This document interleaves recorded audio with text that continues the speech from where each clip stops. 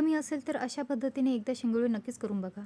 त्यासाठी घेतली खूप सारी कोथिंबीर, लसूण, अद्रक, हिरवी मिरची आणि जिरे. मी इथे गव्हाचं आणि बेसनाचं पीठ घेतलं आहे. तुम्ही शाळूचंही घेऊ शकता. त्यानंतर असा डो तयार करून घ्या. डो तयार करण्याच्या साच्यातील 3 छिद्रे असलेली चाळणी घ्या. साच्याला छान तेल लावून घ्या सगळीकडून. त्यानंतर हा जो डो आहे असा साच्यामध्ये टाकून द्या. त्याला थोडंसं तेलाचा हात लावून घ्या. तोपर्यंत कुकरमध्ये तेल टाकून जिरे व मीठ टाकून द्या. इथे हिरवी मिरची, अद्रक, लसूण पेस्ट पण टाकू शकता. त्यानंतर पाणी टाकून द्या. पाण्याला छान उकळा आल्यानंतर साच्याने अशा प्रकारे शेंगोळे तयार करून डायरेक्ट कुकरमध्येच टाका.